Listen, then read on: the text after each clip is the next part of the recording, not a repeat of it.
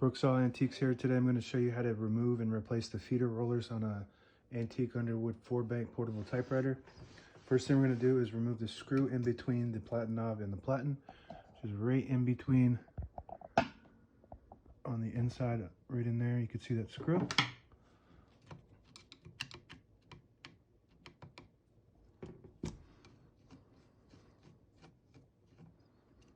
And I'm just going to put that in my parts cup.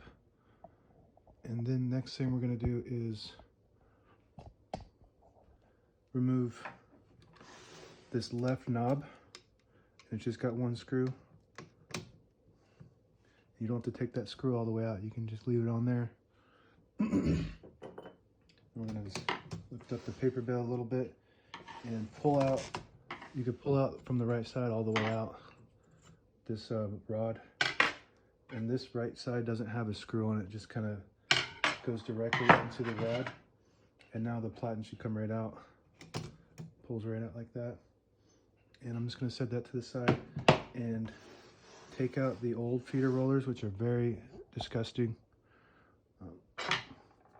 They just sit right in there, so they don't need to be removed in a special way. And you can just pull them out with your magnet. And what I'm going to do is just remove the rubber with a wrench, pliers. And sometimes it sticks really bad to the metal, and sometimes it gets off real easy. This one's pretty easy to get off.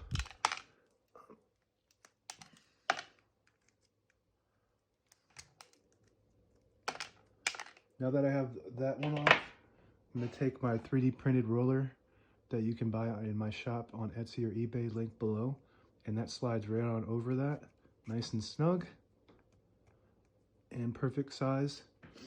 I'm going to take the other one off. Sometimes you might have a little bit of residue, and that's okay. If you have too much residue, you can get a wire wheel and just kind of in a Dremel or a workbench and just remove that. And now I have both of these on, and I'm just going to put them in. They sit right on top in those little holders, just like that. And make sure that they turn, and they do. So now I'm going to put the platen back on. And the ratchet side here goes on this side. And you can help fit that in if you push up this, and this is the line space disable, and that just gives you a little bit more clearance. It's not necessary, but it just helps a little bit when you're fitting this back in. Now it's in. I'll put the rod in from this right side here, and sometimes it'll have a little bit of rust on there, and you just want to wipe that off nice and clean. And if you don't have the platen lined up correctly, it's not going to go in right, so you just want to line it up. And then on this side, you just want to kind of look into that hole, and you can see where the hole is, and you just kind of want to move it a little bit to line it up. And I'm working with one hand here, but once you line it up, it goes through, and then you have a little indentation on this side where the screw goes in. So you want to line up that screw with the indentation and then tighten that.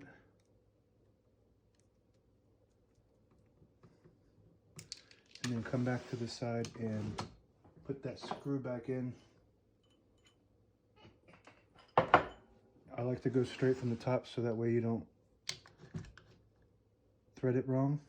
So you want to come in straight from the top, because if you strip this and it gets stuck in there, then you basically have to get a new platen. It's really hard to remove that screw if it gets stripped and stuck in there. So now we have it turning, but we need to reset that so we have the clicks. And now we're going to test the piece of paper and make sure that this feeds properly. In this model, you have to push it in a bit to get to that. And there we go. Feeds good.